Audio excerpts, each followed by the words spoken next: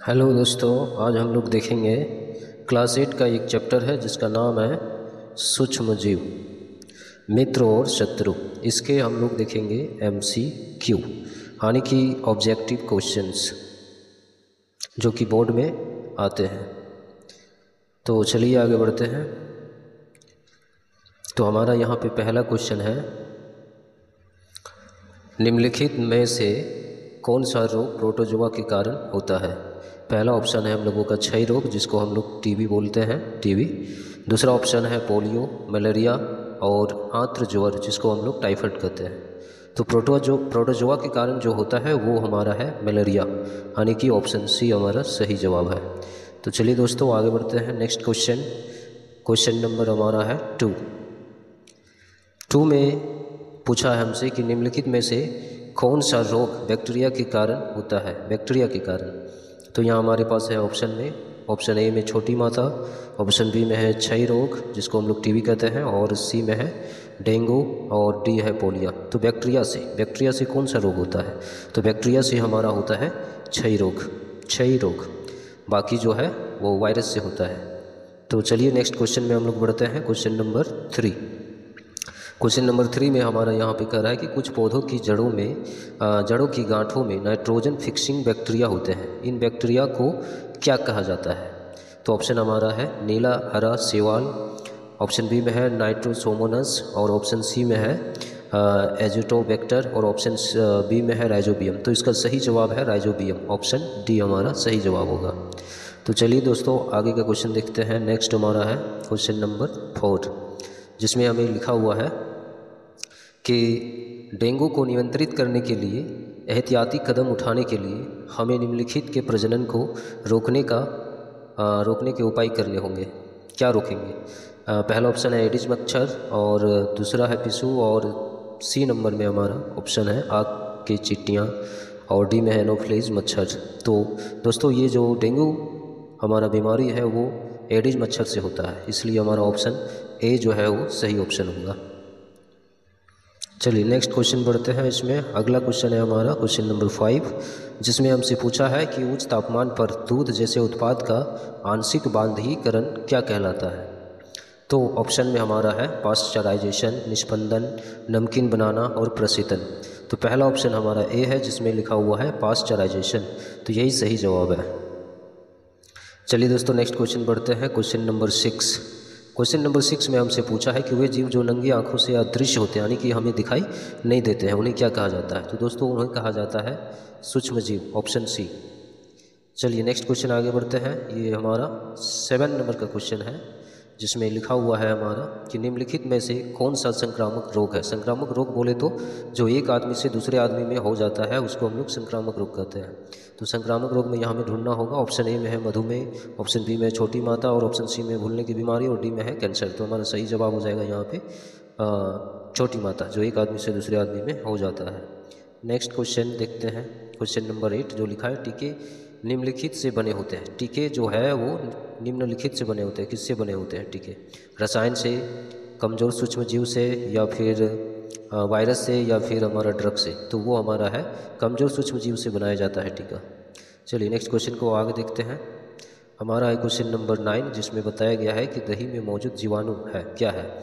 तो पहला ऑप्शन हमें दे रखा है साल्मोनेला टाइफी, लैक्टोबैसिलस, और पेनिसिलिन, और विब्रियो हेजा।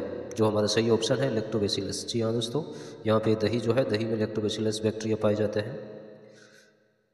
नेक्स्ट क्वेश्चन हमारा है 10, क्वेश्चन नंबर 10, जिसमें हमें लिखा गया है केक पकाते समय खमीर मीन्स ईस्ट को खमीर कहा जाता है।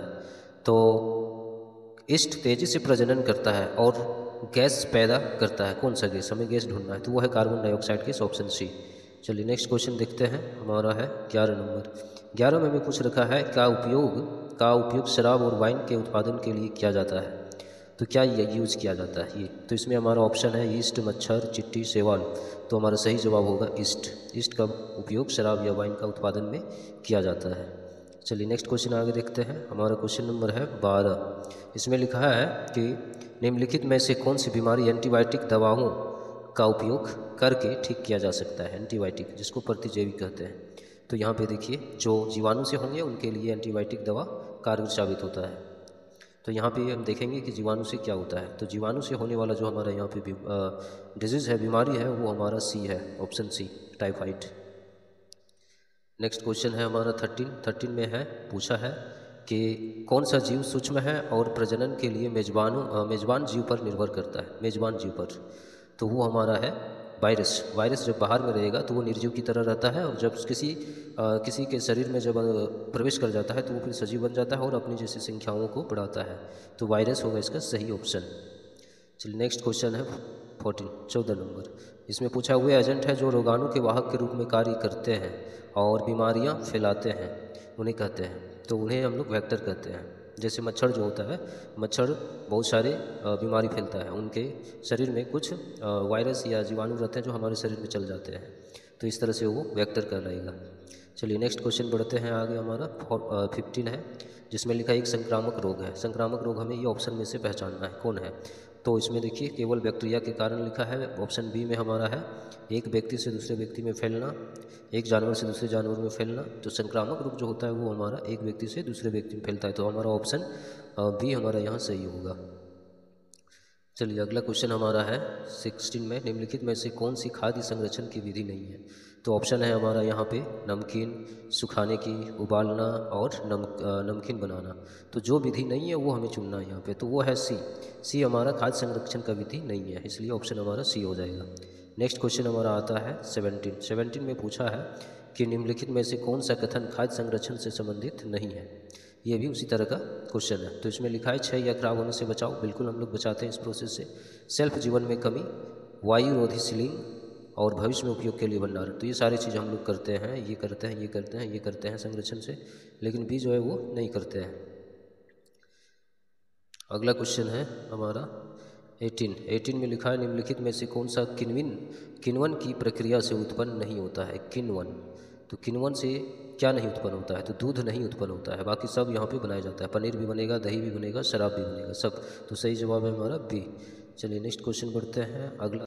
उसके बाद है हमारा यहाँ बीच में निम्नलिखित में से कौन सा रोगाणु हैजा के कारण बनता है। हैजा के कारण बनता है कौन सा। तो इसका सही जवाब हमारा हो जाएगा, रोगाणु पूछा है हैजा का, तो हैजा जो हमारा होता है वो जीवाणु से होता है। ऑप्शन सी हो जाएगा इसका सही जवाब। वीडियो को लाइक एवं चैनल को सब्सक्राइब करें।